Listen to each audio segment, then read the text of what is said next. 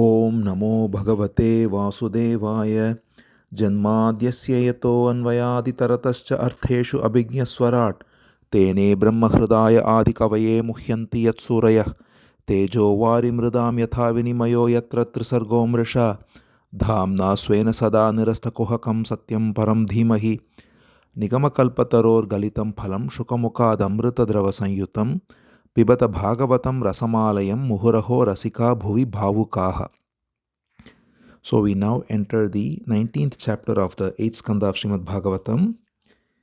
We are in the story of the glorious Vamana avatar. So we saw how Vamana avatar appeared and he immediately went to the sacrificial hall of Bali, and overwhelmed by his splendor and radiance, Bali honored him and then offered to give him whatever he desires.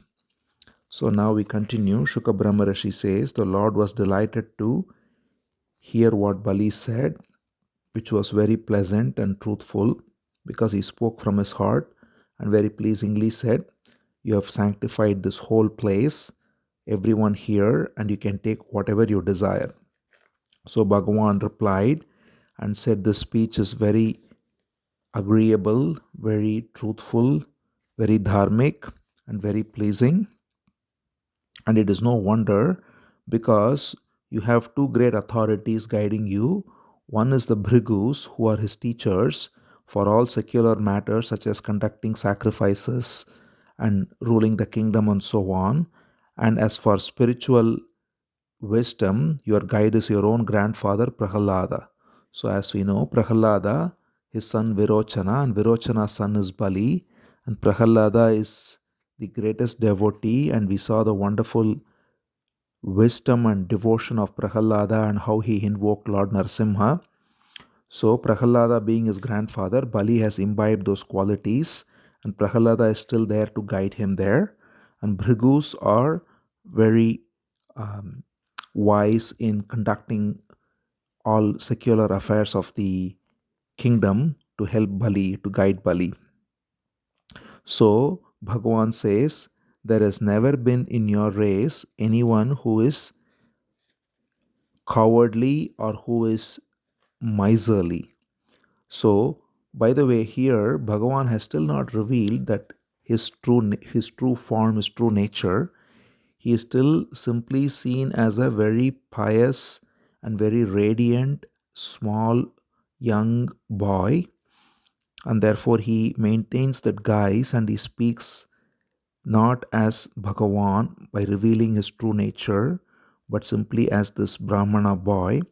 So he glorifies his lineage. He says, you have Prahalad, first of all, who is the greatest, most glorious person, who is like a moon in the sky. He shines so bright.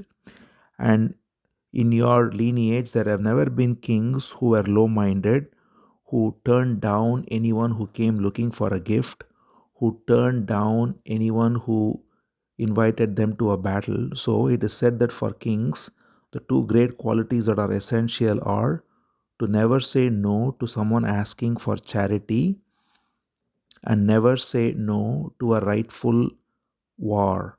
So here Bhagavan says your lineage is such that nobody has said no to either of that. And he says even Hiranyaksha. So now he begins with Hiranyaksha. As we know, Hiranyaksha is the uncle of Prahalada, being the brother of Hiranyakashipu. So he says even Hiranyaksha, it is said, fought valiantly with Vishnu when he took earth under the deluge, and Vishnu had to kill him with great difficulty in rescuing Mother Earth from him. So here again, as we see, Bhagavan is playing this wonderful pastime of a Brahmana boy and talking in third person about the pastime of taking Varaha avatar and vanquishing Hiranyaksha. Though it was all done as a wonderful pastime, here he simply to please Bali, he says, Bhagavan Vishnu took a lot of difficulty in killing Hiranyaksha. And after that, Hiranyakashipu was filled with rage because his brother was killed, and he was going everywhere with a spear in hand looking to kill Vishnu. And so we saw the story in detail how Hiranyakashipu was consumed with hatred of Bhagavan, and he got those boons from Brahma, and then he forbade anyone from even invoking the name of Bhagavan in his entire kingdom, and everybody was terrified of him, and he wanted to even kill Vishnu in his ignorant rage. So here that is being referred to by Bhagavan. He says, we all know that Hiranyakashipu had so much rage that he wanted to kill Vishnu, but he says it in a positive way as if he was very courageous. And in fact, Hiranyakashipu was full of such valor in his own way, and yet that valor was completely misdirected, and therefore that led to his downfall. Here Bhagavan says he was so full of anger and rage, and he directly confronted Hari. And Hari, he says very beautifully, he speaks about Hari in third person again, being in the guise of this Brahmana by Vamana. So he says, Hari, instead of countering Hiranyakashipu directly, he entered his heart because Hiranyakashipu was looking for him everywhere outside. So it's a very nice way to instruct also that we are always looking for God outside, either through believing in Him or through denying Him. So, both the so called theists and atheists are always either affirming or disbelieving in the presence of God as an external entity, whereas nobody looks within. And if one looks within, when one recognizes that the very source of one's being, the very heart of one's life is Bhagavan, the energy that permeates the body, the source of that energy, then one can find God easily, but we always look outside. So Bhagavan symbolically refers to this by saying Hiranyakashipu was looking everywhere for Vishnu to take revenge because of his brother being killed, and yet Vishnu, it is said, entered his heart and he did not look within.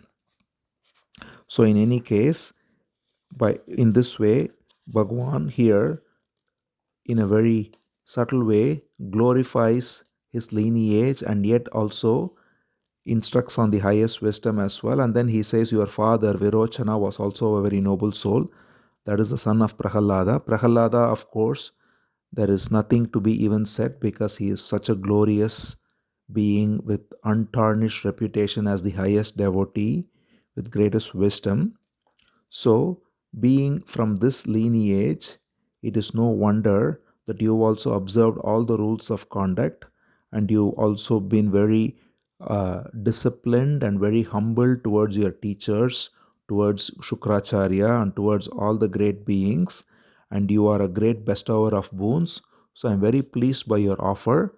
So, let me ask you for a small strip of land that is 3 paces of length as measured by my stride. So this is what he finally asks Bali. Bhagavan says, Tasmat tvato mahim ishad runoham varadarshabhat padani trini daityendra sammitani padamama. He says, I want 3 paces of land as measured by my stride from you because you are the greatest bestower of boons. I seek nothing else because all I need is this much, and to ask for anything more than what I need is not appropriate. In fact, that's an instruction for anyone that we ought to, even if given the offer of anything, one has to ask only what is necessary and what not out of greed. So here Bhagavan says, I need only 3 paces of land. This is a very famous incident where Bhagavan asks for just 3 strides of land by his small feet. So Bali smiles and says, O son of holy Brahmana, you are very radiant, your words are very wise, but your intellect seems to be still like a child, he says. Because he says, what you're asking is so little, it is not even going to take care of anything, and you're asking from me, who is the ruler of the entire dominion of heaven and earth. He says, Tvam balo balisha matihi swartham prati abuddho yata. He says, you are not even aware of what is necessary for your own self-interest. You are asking like a small kid. You are, though you are wise and radiant, your intellect seems to be like a child, because you are asking for such a meager donation from me when I can give you a whole continent if you need. So please ask again. Whatever you want to ask, how much ever land you want to ask, you ask me. So Bhagavan now replies, and he says very beautiful words of wisdom which are necessary for everyone. He says, first of all the objects in this world cannot satisfy one who is not able to subdue his senses. So Bhagavan here instructs by saying, I have asked very little indeed, but asking for more doesn't necessarily make one wise, because the desire for having more and more is not a sign of wisdom, but it's actually a sign of ignorance.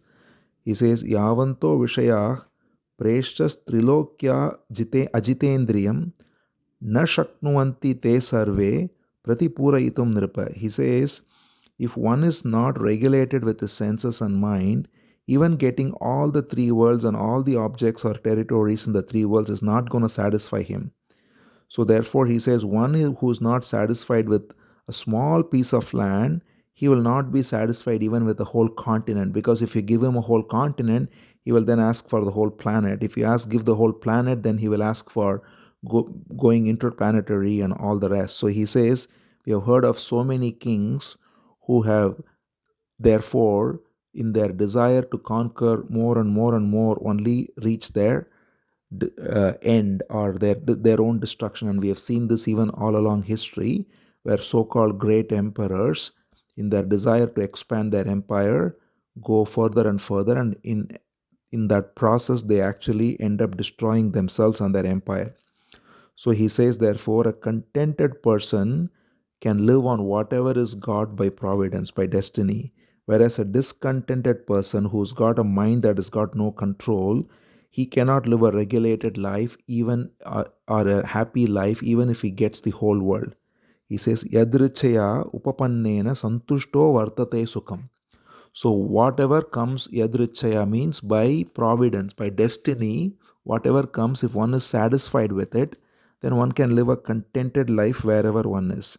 But if one is not content, one is not regulated, then getting everything also leaves one dissatisfied. That is why it is said that there is enough in this world for everyone's need, but not enough for one man's greed.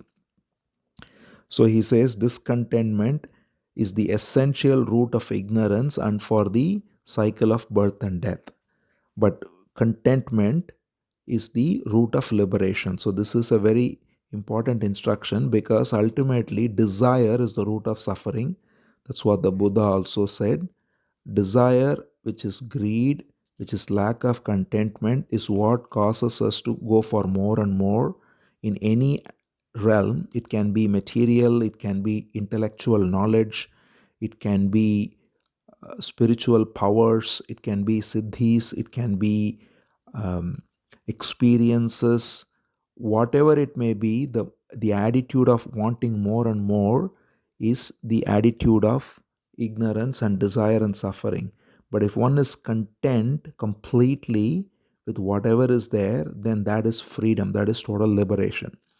So he says, Pumso ayam samsriter hetuhu santosha arthakamaya.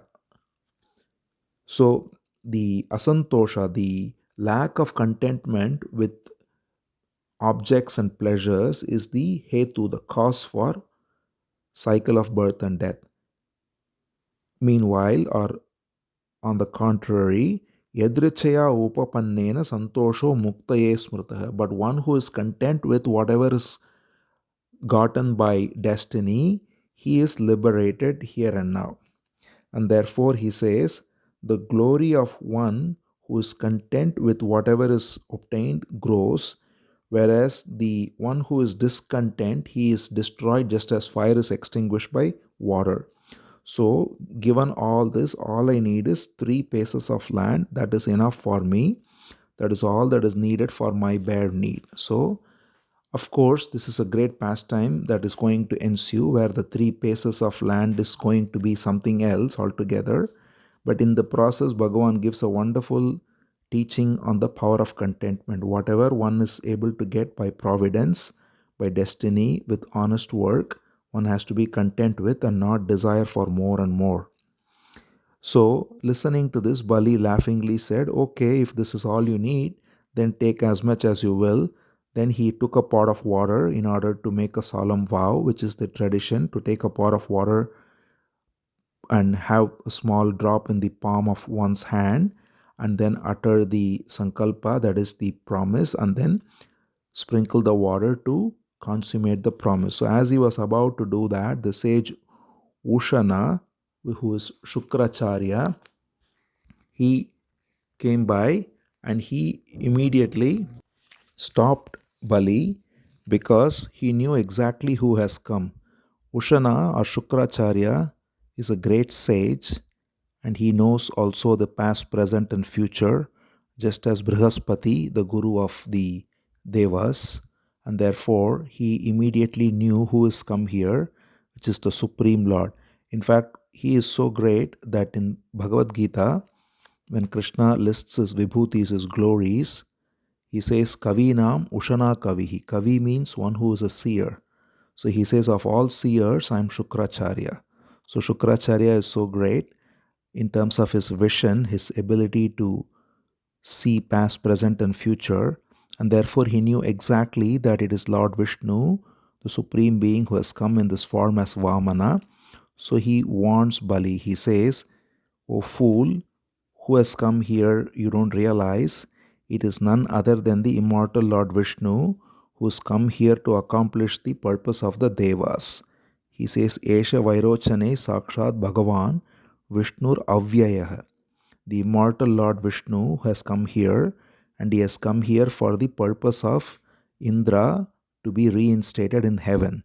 And you are not realizing this, and you are promising him something seemingly innocent, but you don't realize the calamity that is coming because of this promise you are making. So I do not approve of it. So he is the guru of Bali. So he has the right to stop Bali, and we have also seen thus far that Bali's entire power has come from serving his guru. He has listened to his guru. Shukracharya gave him life. We saw this. When Bali was killed by Indra, Shukracharya revived him by his divine powers. He is such a great sage in terms of his mystical powers. And he also guided him all through, and listening to him, humbly serving him, is how Bali has got all this power back. So now the same Shukracharya is stopping him. He's instructing him, I do not approve of this because this will result in a great calamity for you. He is speaking out of his loyalty to his student, even though he knows that it is the Supreme Lord who has come there. So he says, this Vamana, who has come as a brahmachari, a young boy, through his Maya, this Hari will snatch your throne, your dominion, your fortune, your splendor, your glory, everything. He says, Yeshate sthanam aishwaryam shriyam tejo yashashrutam dasyati achidya shakraya maya manavako harihi. This is Hari who will take away everything. In fact, this will be revealed by Vamana himself later, and Krishna also says this much later in the 10th Skandha, that the highest form of grace is given by taking away all material possessions. So, though Shukracharya is absolutely right that what Bali has promised will result in him losing all his material possessions, in effect, that is not a curse for him, but far from it, it is the act of supreme grace. Because Krishna says in the 10th skanda later, where he says, Yasyaham anugrahnami harishyeta dhanam shanaihi. He says, the one who I want to bestow my grace, I first take away all his material possessions, because that takes away all his pride and attachment. So here too, Bali is being so powerful, and by removing all his power and giving it off to Indra, he is actually bestowing the supreme grace to Bali, freeing him of all attachment. So that is the true purpose of Bhagavan doing this to Bali. And yet Shukracharya is absolutely right in saying that his immediate purpose is to strip him of everything, of his power, of his glory, of his fame, of his kingdom, everything. And therefore he says he will cover all the worlds with his strides, and giving away everything to you, how will you even live, you fool? He is asking. He says, Sarvasvam Vishnave Datva Moodha Vartishyase Katham. How will you live after you give away everything to Vishnu? How can you live? He will take one stride and cover all of earth, and with his body he will cover the intermediate region, Bhuvaha, and then the heaven, Suvaha, he will cover with the second step, and then the third step you cannot even give him anything. There will be nothing left for you to even give him the third step. This will be the truth. So this is exactly what will happen. So Shukracharya, being a visionary sage, clearly foresees what is yet to happen, and so that's what he says, that the two strides alone will cover everything there is. So you are going to be completely lost. Therefore, he instructs him. He says, the wise always say charity should be given only to that extent that is possible while maintaining one's own subsistence. So he is giving a very practical wisdom here that charity is very good, but all charity, sacrificial performances, austerity are all possible only when one has one's own living, one's own subsistence. Therefore, he quotes scriptures to say that it is recommended that one has to divide his income in 5 parts: one for maintaining his own people and life, one for earning more wealth, one for sensual comforts, one for spreading his fame, and one for religious merit, charity, and so on. So, this is the scriptural injunction that one has to keep some money for maintaining his family and spend some money for charity and other purposes. So, Shukracharya is giving very wise words from a worldly, practical perspective, but of course, none of that applies, because here the one who has come asking is Bhagavan himself. And yet Shukracharya, with his concern for his student Bali, says you ought not to go ahead with this promise, because this is what scriptures also say, that one has to first take care of oneself and then only give charity, not give at the expense of one's own life. The Vedas also say that whatever is said as yes is, or as positive affirmation, is truth, and whatever is said as no or negative is false, and one has to balance the two. Both has to be balanced, because he says it is like the body is like the tree from which fruits and flowers are like charity and so on coming forth. Just as if a tree is cut completely, there can be no further fruits and flowers. Similarly, if one's own body and life is lost, there can be no further charity. And therefore, while giving fruits and flowers, one ought not to cut the tree itself. Similarly, while giving charity, one ought not to give charity so that the whole life is taken away. This is what the Shrutis say, and therefore one has to say yes only to certain things and no to certain things. So the false or the negative sentiment of saying no is as much necessary as the true or positive sentiment of saying yes. And he says further that only by saying yes in the right places and no in the right places, one can live life in a balanced way. So, this is all very practical wisdom. It is also said even now that the art of saying no is very important, because people always ask for all kinds of favors, and if we say yes to everything, then we end up getting completely randomized. So, we need to say yes to a few things and no to many other things. So, all this practical wisdom that Shukracharya quotes from scriptures is very valid, he being a great sage. But of course, a higher order principle is in operation here, as we will see. But right now, Shukracharya gives this perfect instruction to his student and says one saying no is the only way one can maintain oneself. Because if you say yes to everything, you cannot even maintain yourself. You have to say no to many things and yes to a few appropriate things.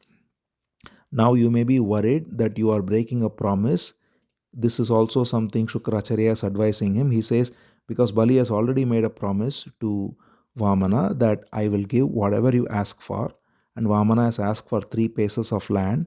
And now Shukracharya says this 3 paces is going to completely consume you. And so immediately Bali might object and say, but I cannot speak untruth because I've already promised, and if I break a promise, it will be untruth. And knowing Bali's character and his sense of dharma, Shukracharya again quotes scriptures and says there are exceptional cases where false can be spoken, untruth can be spoken, and he says they are events such as keeping one's own body and soul together, if it can prevent danger to someone else's life, if it can protect the sages and the cows and the peace and harmony of society, if it can prevent violence, if it is helpful in bringing forth a wedding, if it is said only for joke, or if it is said to a woman in order to court her, that is in a pleasing way. So these are all situations, it is said by the scriptures, where one can speak untruth. One can not strictly be bound by speaking only the truth. And these are all very practical situations, again, especially in terms of protecting one's life, saving others' lives, preventing danger and violence. So this is why everything has to be applied with the intelligence of the time and place and the situation. That's why it is always said any ideal such as non-violence or speaking only the truth, when taken as a dogma, can result in a lot of problems. It has to be applied based on the situation. If truth can cause violence, then such truth ought not to be spoken. If truth can cause harm to society, such truth ought not to be spoken, so on. So these are all given in the scriptures, and these are all common sense. In fact, if one has common sense, then these scriptural injunctions will automatically be revealed within also in one's intellect. If one lives according to dharma and common sense, then all these will make complete sense. So all of this is instructed by Shukracharya, which are in fact extremely wise instructions for practical living. But that being said, here, especially after knowing that it is Bhagavan Vishnu who has come, the Supreme Being has come, Bali, he being in the lineage of Prahalada, one who is of such noble character, he will not be swayed by such material concerns which are very valid in other situations but not with Bhagavan. And as Shukracharya said, Bhagavan is going to take away everything which is true at a material level, but it is also the act of supreme grace, as will be revealed later. So given all these considerations, Bali is put in a situation where he has to disobey his guru. And this is what was prophesied by Brihaspati earlier. He said there will come a time when Bali will disobey his teacher, and that will be his downfall from a material perspective. And so that's what we will see in the next chapter. For now, we have seen the beautiful ask of Vamana for simply 3 paces of land, followed by wonderful instructions on living with contentment, and Shukracharya giving his perspective on the practical wisdom of how to use money and how to say or when to say yes and when to say no to others. All this being said, we will now see in the next chapter how the wonderful pastime of Vamana becoming Trivikrama unfolds. Om Namo Bhagavate Vasudevaya.